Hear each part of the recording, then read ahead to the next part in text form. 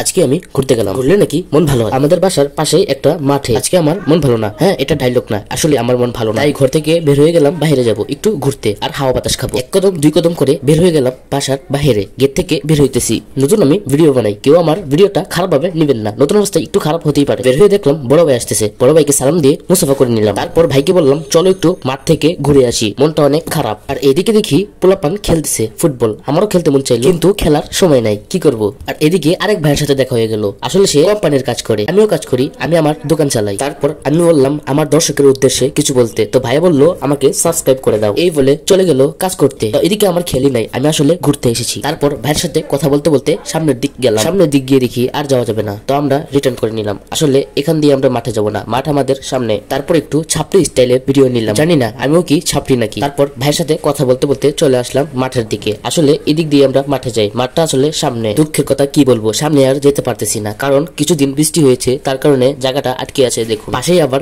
ময়লার গাড়া, যে কারণে বৃষ্টি আসলেই পানি উঠে যায়। ঘোরা আর হলো না, তাও ঘুরলাম, বাসার দিকে চলে গেতেছি এখন।